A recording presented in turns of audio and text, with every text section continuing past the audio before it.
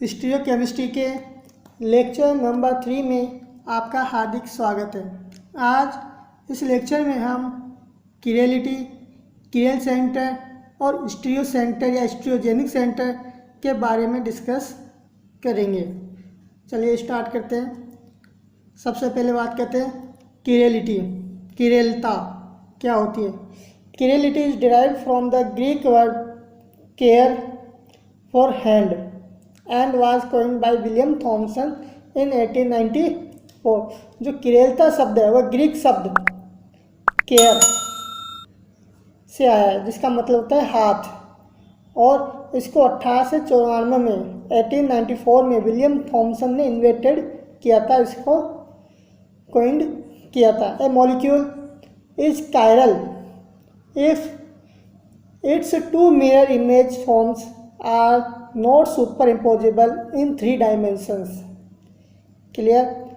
एक molecule chiral तब होता है जब उसकी दोनों मिरर इमेज फॉर्म एक दूसरे पर अध्यारोपित नहीं होती है। जैसे हाथ है अपने, ठीक है, एक हाथ, जैसे अपन ये हाथ अगर इसको मिरर में देखेंगे तो इस प्रकार से दिखाई देगा। दोनों हाथ एक दूसरे के मिरर इमेज तो हैं, लेकिन एक दूसरे के ऊपर अध्यारोपित नहीं होते। अगर अध्यारोपित हो जाते हैं तो एक हाथ का दस्तानापन दूसरे हाथ में भी पहन पाते, लेकिन ऐसा नहीं होता है।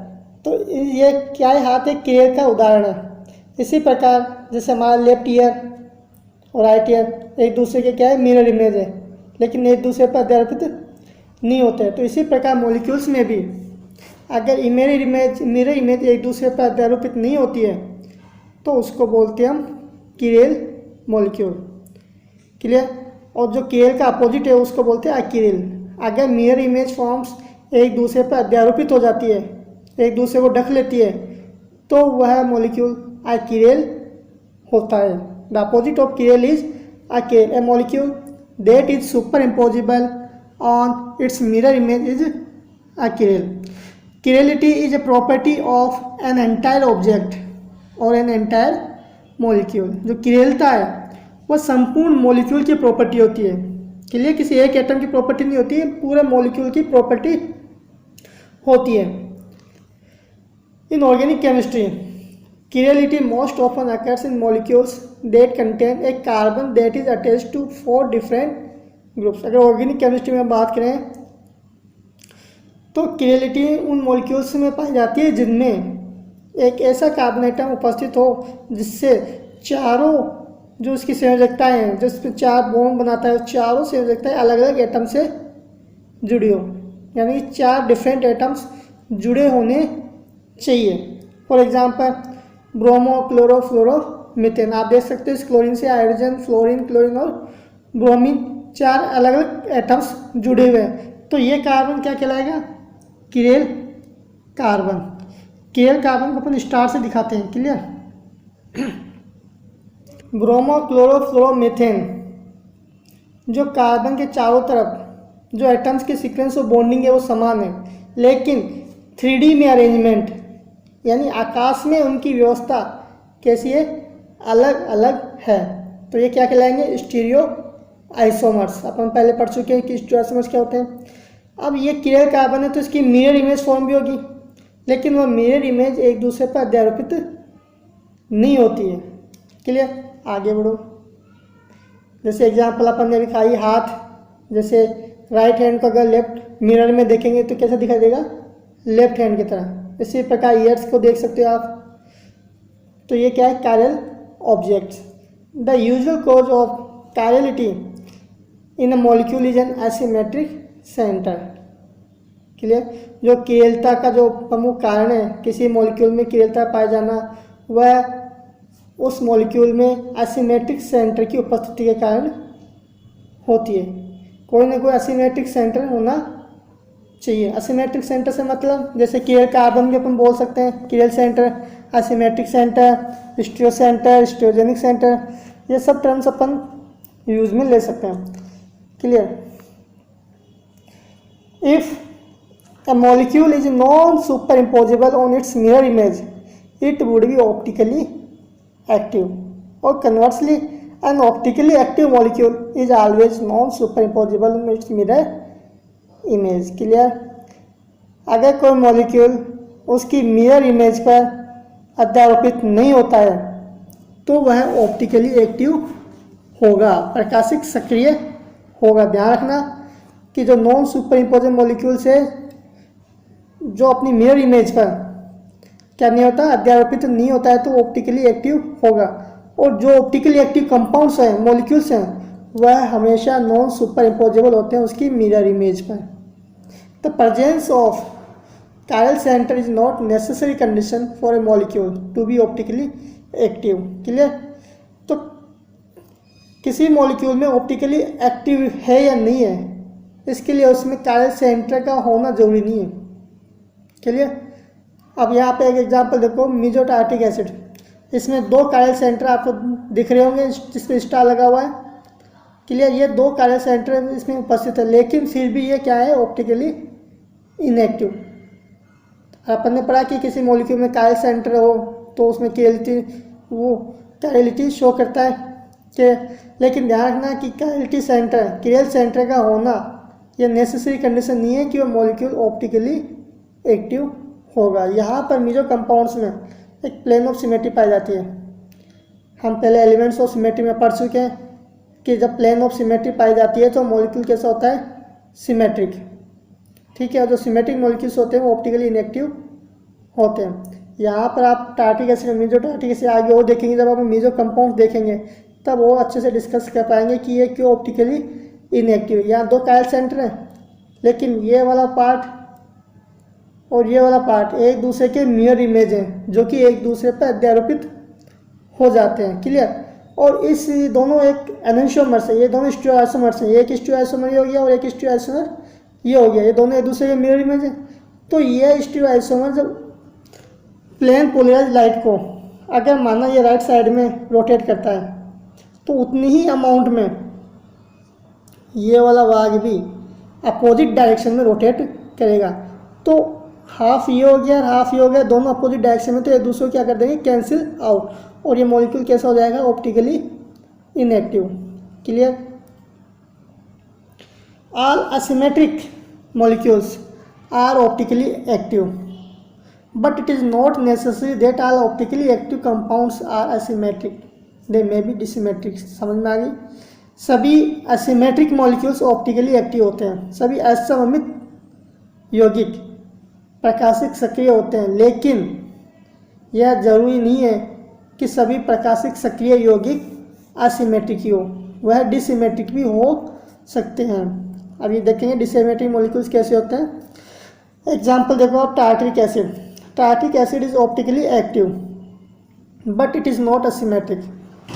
क्लियर। टार्ट्रिक एसिड क्या है, ऑप्टिकली एक्टिव है, लेकिन ये क्या है, असिमेट्रिक नहीं है। इसमें C2 एक्सिस ऑफ सिमेट्री पाई जाती है, लेकिन प्लेन ऑफ सिमेट्री एब्सेंट है, सेंटर ऑफ सिमेट्री एब्सेंट है, लेकिन क्या पाई जाती है, C2 एक्सिस ऑफ सिमेट्री, जिसके कारण यह मॉलिक्यूल ऑप्टिकल एक्टिविटी शो करता है। It present axis of symmetry. ठीक है। अब बात करते हैं कि असिमेट्रिक, डिसिमेट्रिक और सिमेट्रिक मॉलिक्यूल्स क्या होते हैं। असिमेट्रिक जिसमें कोई भी एलिमेंट ऑफ सिमेट्री एब्सेंट हो तो उसको क्या बोलेंगे, असिमेट्रिक मॉलिक्यूल्स। दूसरी चीज़ डिसिमेट्रिक क्या होते हैं, डिसिमेट्रिक में मॉलिक्यूल्स होते हैं जिनमें only C2 axis of symmetry पाई जाती है, इनमें प्लेन ऑफ सिमेट्री एब्सेंट होती है, सेंटर ऑफ सिमेट्री भी एब्सेंट होती है, लेकिन केवल C2 axis of symmetry present होती है, तो मॉलिक्यूल होता है डिसिमेट्रिक। अब बात करते हैं सिमेट्रिक। सिमेट्रिक मॉलिक्यूल्स ये होते हैं जिनमें या तो प्लेन ऑफ सिमेट्री प्रेजेंट हो या सेंटर ऑफ सिमेट्री मौजूद हो या दोनों ही एलिमेंट ऑफ सिमेट्री प्रेजेंट हो, तो मॉलिक्यूल कैसा कहलाएगा, symmetric molecules. Optically active compounds never possesses plane of symmetry and center of symmetry but these may have C2 axis of symmetry। अपन ने अभी देखा ही कि जो डिसिमेट्रिक में कि ऑप्टिकली एक्टिव जो कंपाउंड होते हैं वह प्लेन ऑफ सिमेट्री और सेंटर ऑफ सिमेट्री उनमें एब्सेंट होती है, लेकिन उसमें C2 एक्सिस ऑफ सिमेट्री उपस्थित हो सकती है। Examples of dissymmetric molecule. Dissymmetric molecules के एग्जाम्पल्स देखो, सबसे पहला एग्जाम्पल ये एसिमेट्रिक है, क्योंकि यहाँ पर देखो इस कार्बन पर हाइड्रोजन और क्लोरीन है, इस पर भी हाइड्रोजन और क्लोरीन है, तो कोई भी plane of symmetry, axis of symmetry, centre of symmetry, सब एलिमेंट ऑफ सिमेट्री एब्सेंट है, तो ये कैसा होगा? एसिमेट्रिक। अब इस मॉलिक्यूल में देखो, इस मॉलिक्यूल में प्लेन ऑफ सिमेट्री एब्सेंट है, सेंटर ऑफ सिमेट्री एब्सेंट है, लेकिन क्या प्रेजेंट है? C2 element of C2 axis of symmetry. प्रकार ये मॉलिक्यूल देखो आप, इसमें भी C2 एक्सिस ऑफ सिमेट्री पाई जाती है, तो ये भी क्या होगा? डिससिमेट्रिक। लेकिन यहाँ पर आप देखो ये असिमेट्रिक कहलाएगा, क्योंकि यहाँ पे एक 6 मेंबर रिंग है और एक 4 मेंबर रिंग है, तो ये कैसा होगा? असिमेट्रिक। यहाँ पर C2 प्रेजेंट है, डिससिमेट्रिक। इसमें भी C2 प्रेजेंट है, तो ये कैसा होगा? डिससिमेट्रिक। आप C2 लगा के देख लेना किस प्रकार से रोटेट करेंगे। जब यहाँ से अपन इसको रोटेट करेंगे 180 डिग्री, तो आइडेंटिकल फॉर्म को प्राप्त होती है। सेम इसी प्रकार इसमें भी 180 डिग्री से अपन रोटेट करेंगे तो आइडेंटिकल फॉर्म प्राप्त होगी। अब बात करते हैं किरेल सेंटर क्या होता है। क्लियर?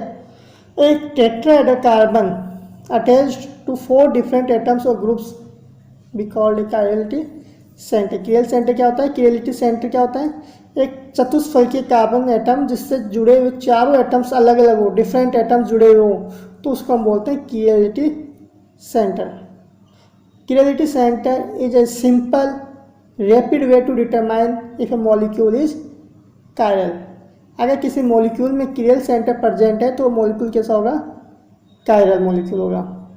आप एग्जांपल दे सकते हो, जैसे फॉर ऑक्टेनॉल, यहाँ पर ये जो कार्बन एटम है इसमें चारों अलग अलग एटम जुड़े हुए हैं। हाइड्रोजन जुड़ा हुआ है, OH जुड़ा हुआ है, ये ब्यूटिल ग्रुप जुड़ा हुआ है और ये प्रोपिल ग्रुप जुड़ा हुआ है। ठीक है, तो चारों एटम्स अलग अलग हैं, चारों ग्रुप्स अलग अलग हैं, तो ये कौन सा होगा? Chiral carbon. इसी प्रकार इसमें भी आप देख सकते हैं 2-ब्रोमोब्यूटेन में इस कार्बन से हाइड्रोजन, ब्रोमीन, मेथिल ग्रुप और एथिल ग्रुप जुड़ा हुआ है, चारों अलग अलग ग्रुप है, तो ये भी कायरल कार्बन हो गया।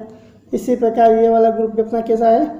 Chiral carbon, chirality centre. Chirality centre को किरेल कार्बन भी बोल सकते हैं, एसिमेट्रिक सेंटर भी बोल सकते हैं, स्टीरियो सेंटर भी बोल सकते हैं, लेकिन इसमें स्टीरियो सेंटर को भी आगे वो डिस्कस करेंगे किस प्रकार से होगा। अब आप देखो 2-ब्यूटेनॉल। 2-ब्यूटेनॉल किरेल कार्बन है, क्योंकि इस कार्बन से हाइड्रोजन, मेथिल, एथिल और हाइड्रोक्सी ग्रुप जुड़ा हुआ है। लेकिन अगर बात करें 2-प्रोपेनॉल, तो 2-प्रोपेनॉल में इस कार्बन से 2 मेथिल ग्रुप जुड़े हुए हैं जो कि सेम है, तो ये कैसा होगा? अकिरेल। Clear? 2 of the groups at C2 are the same. It is not necessary that chiral centre is always tetra coordinated. It may be tri coordinated. लेकिन यह भी जरूरी नहीं है कि किरेल कार्बन हमेशा टेट्रा कोऑर्डिनेटेड ही हो, चतुष्फलकीय हो, वह ट्राई कोऑर्डिनेटेड भी हो सकता है। जैसे एमीन देखो आप, ठीक है, इस एमीन में यहाँ पर इस नाइट्रोजन से 3 एल्काइल ग्रुप जुड़े हुए हैं, तीनों अलग अलग हैं, ये ट्राई कोऑर्डिनेट है, लेकिन यह फिर क्या है? किरेल है। ठीक है, लेकिन किरेल होते हुए भी ये क्या है? Optically inactive. क्यों? क्योंकि इसमें पैरामिडल इन्वर्जन पाया जाता है, क्योंकि पैरामिडल इन्वर्जन के लिए फॉस्फोरस के आने के कारण पैरामिडल इन्वर्जन के लिए ज़्यादा अमाउंट ऑफ एनर्जी की जरूरत पड़ती है, जो कि रूम टेम्परेचर पर अवेलेबल नहीं होती है। तो अवेलेबल जब नहीं होगी एनर्जी, तो इनमें पैरामिडल इन्वर्जन एब्सेंट होगा। ठीक है, तो ये मॉलिक्यूल कैसा है? कायरल है और ऑप्टिकली एक्टिव है, और इसके रिजोल्वेबल है। रिजोल्वेबल का मतलब इसको सेपरेट किया जा सकता है। A carbon atom in a ring can be a chirality centre if it bears 2 different groups and the path trace around the ring from that carbon in one direction is different from that trace in the other. Clear? Ring के में भी कोई carbon atom chiral carbon हो सकता है अगर उससे 2 group अलग अलग जुड़े हुए हों, यानी 2 अलग अलग ग्रुप जुड़े हुए हों, दोनों को और जो 2 पाथ हैं रिंग के, दोनों पाथ अलग अलग हो। जैसे एग्जांपल के लिए 1,2 इपॉक्सी प्रोपेन, इस एग्जांपल को समझाओ। 1,2 इपॉक्सी प्रोपेन में इस कार्बन से ये हाइड्रोजन, ये मेथिल, 2 अलग अलग ग्रुप जुड़े हुए हैं, और ये रिंग में CH2 और ये जुड़ा हुआ है, तो ये कौन सा कार्बन होगा? Chiral carbon. क्यों? क्योंकि एक तो 2 ग्रुप जुड़े हैं। साथ ही आप देखो, अगर इसको अपन क्लॉकवाइज दिशा में जाएं, तो क्लॉकवाइज दिशा में जाएंगे इस कार्बन पर तो आता है OCH2। क्लियर? और अगर एंटी क्लॉकवाइज दिशा में जाएं एंटी क्लॉकवाइज दिशा में जाएं तो क्या आता है CH2O। तो दोनों पाथ इसके अलग अलग हो रहे हैं, दोनों पाथों में जो एटम्स का जो अरेंजमेंट है डायरेक्शन है वो क्या है, अलग अलग। क्लॉकवाइज में OCH2 आ रहा है और एंटी क्लॉकवाइज में क्या जा रहा है CH2O। तो ये कार्बन कैसा होगा, कीयल कार्बन। इसी प्रकार लिमोनिन में आप देखो जो 4th नंबर का कार्बन एटम है ये क्या है, कीयल कार्बन। क्यों, क्योंकि यहाँ से देखो एक तो हाइड्रोजन और एक ही है, दो ग्रुप तो ये अलग अलग हो गए। साथ ही अगर आप यहाँ पर चेक मत करना कि ये मेथिल मेथिल है दोनों, वो CH2 ग्रुप है। यहाँ पर आप चेक करो ये वाला आइटम और ये वाला आइटम दोनों अलग अलग है, क्योंकि ये पाथ अलग है और ये पाथ अलग है। 5 6 1 और 3 2 1 अलग अलग हैं। इसके एक दूसरे एग्जांपल से वो देखते हैं। इस एग्जांपल से समझो आप 2-साइक्लोपेंटेनॉल। 2-साइक्लोपेंटेनॉल में ये 1 नंबर का कार्बन एटम क्या है, कीयल कार्बन एटम है। क्यों, क्योंकि यहाँ पर 4 5 और 3 2 अलग अलग है। जबकि OH में आप देखो, इसमें देखो 3-साइक्लोपेंटेनॉल में यहाँ पर ये कार्बन कीयल कार्बन नहीं होता है, क्योंकि यहाँ से देखो 2 3 और 4 5 दोनों बराबर हैं, ठीक है, सेम कॉन्फ़िगरेशन पाया जा रहा है। तो ये कैसा होगा, अकीयल होगा, यहाँ काइनेटिक सेंटर मौजूद नहीं है। समझ में आ गई। अब बात करते हैं स्टीरियो सेंटर की या स्टीरियोजेनिक सेंटर की। Stereo centre is an atom at which the interchange of two groups produce a new stereo isomer. एक स्टीरियो सेंटर वह एटम होता है जिसमें जुड़े हुए दो ग्रुप्स में इंटरचेंज करने से एक नया स्टीरियो आइसोमर जनरेट होता है, अपन को प्राप्त होता है। तो उसको क्या बोलते हैं, stereo centre. Stereo centre includes both asymmetric centre भी हो सकता है, whereas the interchange of two groups produce an isomer, या sp2 कार्बन भी हो सकता है किसी एल्किन का, या sp3 कार्बन हो सकता है साइक्लिक कंपाउंड का, where the interchange of two groups converts a cis isomer to a trans isomer और वाइस वर्सा, यानी कि ज्योमेट्रिकल आइसोमेरिज्म शो करें। क्लियर। तो स्टीरियो सेंटर क्या हो गया, स्टीरियो सेंटर कोई भी एटम जिसमें जुड़े हुए दो ग्रुप में इंटरचेंज करने से एक नया स्टीरियो आइसोमर उत्पन्न होता है, तो उसको हम बोलते हैं stereo centre. Stereo centre asymmetric centre भी हो सकता है जिससे जुड़े हुए दो ग्रुप में इंटरचेंज करने से दो एनोसोमर्स अपन को प्राप्त होते हैं, या एल्किन का sp2 कार्बन एटम भी हो सकता है, या साइक्लिक कंपाउंड्स का sp3 कार्बन एटम हो सकता है जिसमें जुड़े हुए दो ग्रुप में इंटरचेंज करने से ज्योमेट्रिकल आइसोमेरिज्म शो होता है, यानी ज्योमेट्रिकल आइसोमेरिज्म देते हैं। तो वो कौन सा सेंटर कहलाएगा, stereo centre. All asymmetric centres और chiral centres are stereo centre. सभी असिमेट्रिक सेंटर और कायरल सेंटर स्टीरियो सेंटर होते हैं, लेकिन स्टीरियो सेंटर सभी स्टीरियो सेंटर असिमेट्रिक सेंटर हो ये जरूरी नहीं है। Clear. Not all stereo centres are asymmetric centre. सभी स्टीरियो सेंटर असिमेट्रिक सेंटर नहीं होते हैं। आप देख सकते हैं यहाँ पर ये कार्बन एटम स्टीरियो सेंटर है, क्योंकि इससे चारों वैलेंसी अलग अलग है, असिमेट्रिक सेंटर भी हो गया ये। और यहाँ पर किसी दो ग्रुप में इंटरचेंज करने से अपन को दो आइसोमर प्राप्त एनोसोमर प्राप्त होते हैं। इसी प्रकार ये एल्किन में क्योंकि जो भी मल्टीपल बॉन्ड होते हैं उनमें एक दो स्टीरियो आइसोमर होते हैं, यहाँ पर ये दो स्टीरियो सेंटर होंगे। क्लियर। क्योंकि यहाँ पर इस इंटरचेंज करने से इस CH3 को अगर मैं यहाँ पर यहाँ लगा दूँ तो ये ट्रांस बन जाएगा, तो सिस ट्रांस आइसोमेरिज्म देते हैं, ज्योमेट्रिकल आइसोमेरिज्म शो करते हैं, तो वो क्या कहलाएगा, स्टीरियो सेंटर मौजूद है उसमें। इसी प्रकार साइक्लिक कंपाउंड्स में ये वाला कार्बन क्या है, स्टीरियो सेंटर। क्यों, क्योंकि यहाँ पर इस Br की अगर पोजीशन चेंज कर दें अपन, जैसे अभी बेस में डैश में कर दें, तो ये नया स्टीरियो आइसोमर उत्पन्न करेगा। स्टीरियो आइसोमर का अभी अपन आगे नोमेनक्लेचर देखेंगे। अभी S है तो R हो जाएगा, R है तो S हो जाएगा ये वाला। जैसे यहाँ पे एग्जांपल देखो, ये सिस फॉर्म में यहाँ पर CH3 को अगर ट्रांसफर कर दिया तो ट्रांसफॉर्म, यानी कि इंटरचेंज करने से अपन को नया स्टीरियो आइसोमर प्राप्त हुआ, तो ये क्या कहलाएगा, ज्योमेट्रिकल आइसोमर से, तो इसको बोलते हैं स्टीरियो सेंटर। आगे एग्जांपल्स देखो। Multiple bonds which show geometrical isomerism give two stereo centre. Clear.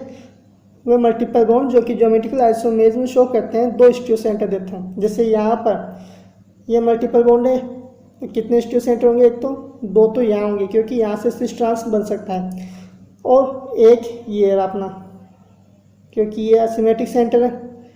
तो टोटल अगर मैं कायरल कार्बन की बात करूँ तो कितना होगा? एक, ये वाला जो ये जुड़ा हुआ नहीं, ये वाला एक कायरल सेंटर। और स्टीरियो सेंटर कितने होंगे? तीन, एक तो ये हो गया और दो यहाँ से आ जाएंगे, तो टोटल स्टीरियो सेंटर कितने हैं? तीन। ये मॉलिक्यूल कैसा है? कायरल, क्योंकि यहाँ पर कोई भी प्लेनो सिमेट्री, सेंट्रो सिमेट्री कुछ भी नहीं लग रहा है, तो ये कायरल है। अब बात करते हैं अगला एग्जांपल। यहाँ पर अगर हम बात करें तो कितने कायरल सेंटर हैं? एक और दो। और कितने स्टीरियो सेंटर होंगे? पर दो तो ये हो गए, क्योंकि यहाँ पर इन दोनों ग्रुप्स में इंटरचेंज कर दूँ तो नया स्टीरियो आइसोमर अपन को प्राप्त होता है। तो दो तो यहाँ से हो गए, एक और एक, दो, और दो इसके कारण क्योंकि ज्योमेट्रिकल आइसोमेरिज्म देगा। तो कितने स्टीरियो सेंटर हुए? चार। अब यहाँ भी कोई plane of symmetry, centre of symmetry present नहीं है, तो ये कैसा होगा? कायरल। अगला एग्जांपल देखो, यहाँ पर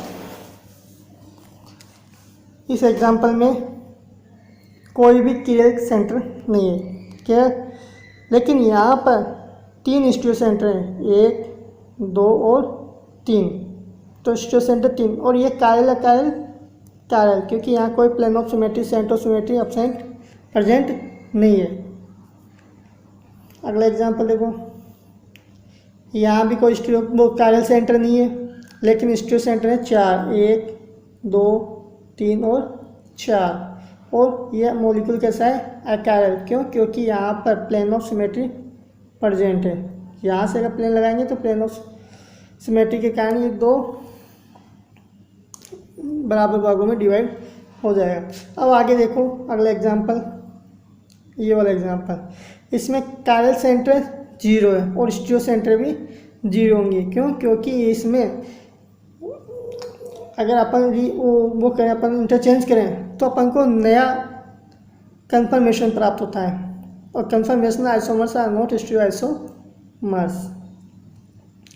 अगला एग्जांपल देखो, यहाँ पर कितने कायरल सेंटर हैं? एक।